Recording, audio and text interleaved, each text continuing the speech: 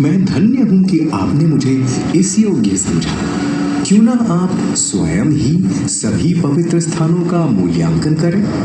ऐसा कीजिए, आप तुला के एक पलड़े पर सप्तपुरियों को रखिए और दूसरे पलड़े पर भगवान विष्णु के स्थायी निवास प्रयाग को रखिए, जिसका भार सबसे अधिक आए। मेरे विचार में वही सर्वश्रेष्ठ तीर्थ होगा। इस मूल्यांकन के परिणाम स्वरूप प्रयाग का पलड़ा ही भारी रहा। इस तरह प्रयाग की प्रधानता सिद्ध हुई और तभी से इसे तीर्थों का राजा कहा जाने लगा।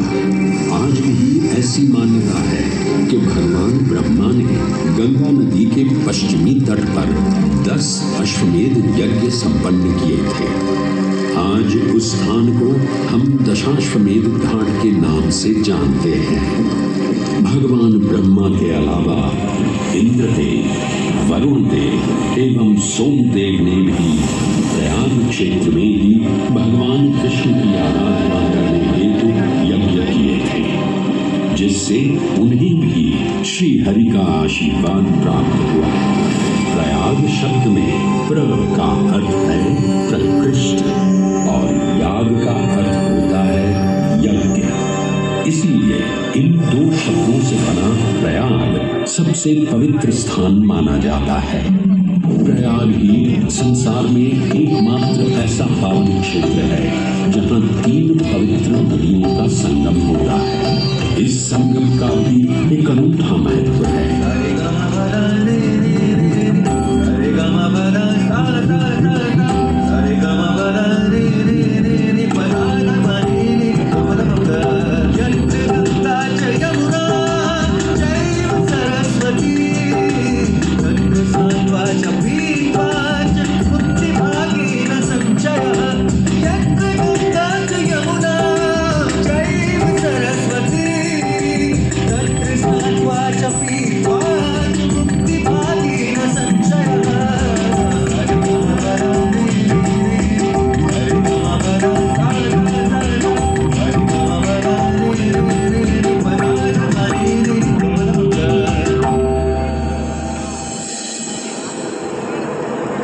प्रयाग में गंगा, यमुना और सरस्वती जैसी 3 सबसे पवित्र और पूजनीय नदियों का दिव्य संगम होता है। इन नदियों के संगम में स्नान करने एवं संगम का जल ग्रहण करने से मनुष्य मुक्ति का अधिकारी बन जाता है और इसमें किंचित भी संदेह नहीं है।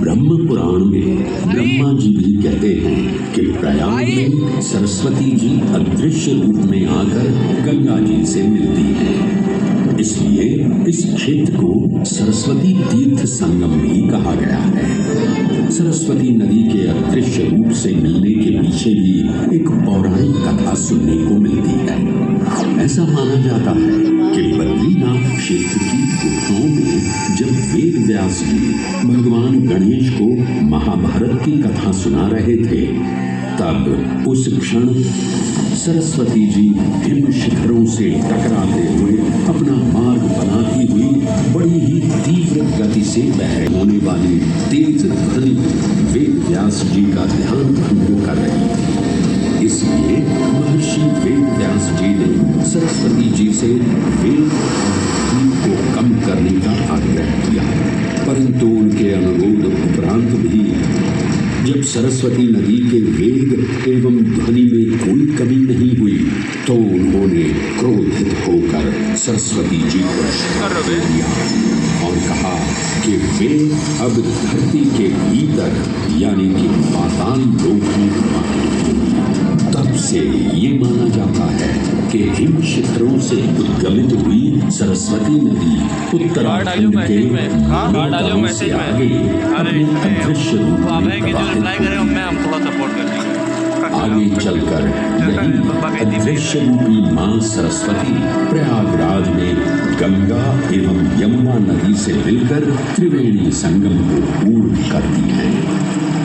ये प्रयाग नदी पवित्रता का उद्गम है, जिसके अंश हमें वेदों एवं पुराणों में भी मिलते हैं। जिनमें वर्णन है सुरों असुरों द्वारा हुआ समुद्र मंथन। अमृत प्राप्ति के लिए सुरों और असुरों ने एकजुट होकर क्षीर सागर का मंथन किया, जिसके संदर्भ में पुराणों में विभिन्न कथाएं देखने को मिलती हैं। उन्हीं कथाओं में एक कथा महर्षि दुर्वासा और इंद्रदेव से संबंधित है। इस कथा के अनुसार ऋषि दुर्वासा ने इंद्रदेव से प्रसन्न हो उन्हें पारिजात पुष्पों की एक दिव्य माला भेंट की, जिसे इंद्रदेव ने साधारण पुष्पों की माला समझ स्वयं धारण न कर उसे अपने वाहक गजराज ऐरावत के मस्तक पर रख दिया। पल भर में गजराज ने वो माला धरा पर गिरा, उसे अपने पैरों तले रौंद दिया। ऋषि दुर्वासा से ये अपमान सहन न हुआ और उसी क्षण क्रोधित हो उन्होंने इंद्रदेव को श्राप दे दिया। हे अहंकारी इंद्र, तेरा इतना दुस्साहस कि तूने मेरा अपमान किया। जिस वैभव एवं शौर्य पर तू इतरा रहा है, क्षण भर में ही तेरा ये वैभव, प्रतिष्ठा, शक्तियां सब नष्ट हो जाएंगी। मैं अत्रिपुत्र दुर्वासा समस्त देवगणों को श्रीहीन होने का श्राप देता हूं।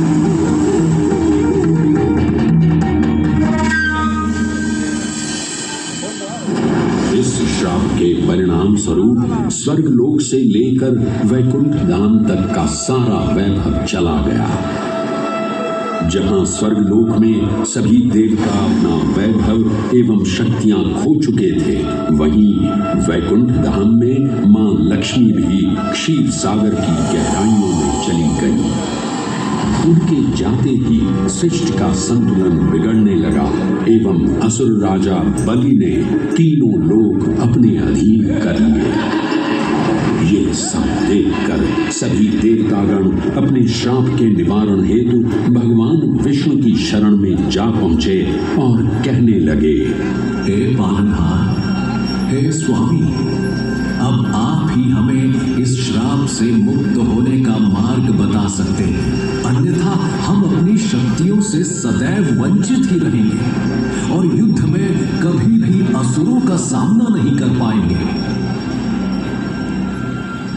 हे देवराज, ऋषि दुर्वासा के श्राप से सभी देवतागण जीवन मृत्यु के काल चक्र में बंध चुके हैं। इस काल चक्र एवं श्राप से मुक्त होने के लिए अब केवल एक ही मार्ग शेष है और वो है समुद्र मंथन।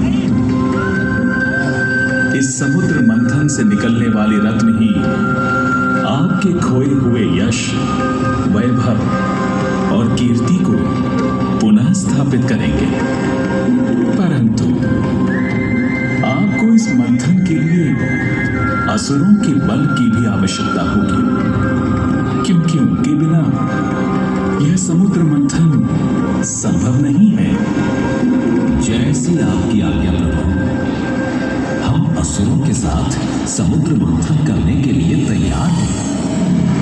देवताओं और असुरों ने एकमत होकर क्षीर सागर का मंथन करना स्वीकार किया।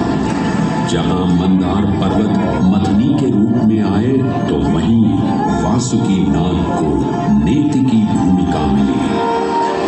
भगवान विष्णु ने स्वयं कूर्म अवतार धारण कर मंदार पर्वत को उसका आधार प्रदान किया। क्षीर सागर को मथना शुरू किया गया और 14 रत्नों में सबसे पहले हलाहल विष उत्पन्न हुआ। उस विष के प्रभाव को कोई भी देवता या असुर सहन करने में समर्थ नहीं थे। इस कालकूट विष से सृष्टि का विनाश हो सकता था। इसीलिए इस आपदा से बचाने स्वयं देवों के देव महादेव प्रकट हुए और उन्होंने इस विष का पान किया। ये सब देख मां पार्वती ने विष को भगवान शिव के कंठ तक ही रोक दिया। इस कालकूट विष के प्रभाव से महादेव का कंठ नीला पड़ गया और तभी से उन्हें नीलकंठ के नाम से भी जाना जाने लगा।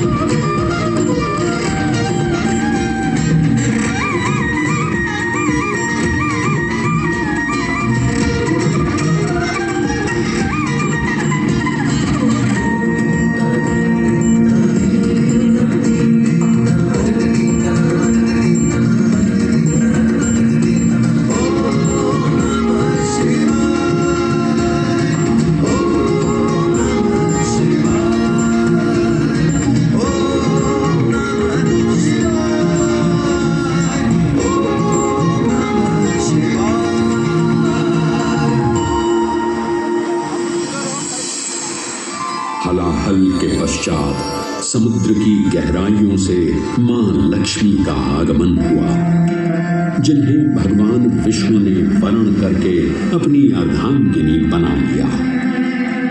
इसके पश्चात समुद्र मंथन से एक एक कर कामधेनु का, पारिजात वृक्ष, चंद्र, कल्प वृक्ष, अपार सुंदर अप्सराएं, गंधर्व, शंख, उच्चैश्रव, वारुण एवं कौस्तुभ मणि जैसे अनेक रत्न उत्पन्न हुए, लेकिन सभी को जिस रत्न की सबसे अधिक प्रतीक्षा थी, उस रत्न का निकलना अभी बाकी था। अंततः आयुर्वेद के देव धन्वंतरी अपने हाथ में अमृत कुंभ लिए प्रकट हुए। अमृत कुंभ पाने की लालसा में सुरों और असुरों के मध्य एक घमासान युद्ध आरंभ हो गया। इसी युद्ध के दौरान स्वरभानु नाम का एक असुर अमृत कुंभ को अपने अधीन कर पाताल लोक की ओर चल गया। अमृत कलश को वापस पाने हेतु देवतागण अपने आराध्य भगवान विष्णु का स्मरण करने लगे। तदोपरांत भगवान विष्णु एक सुंदर अप्सरा मोहिनी का रूप धारण कर पाताल लोक पहुंचे, जिसे देख सभी असुर सम्मोहित होने लगे।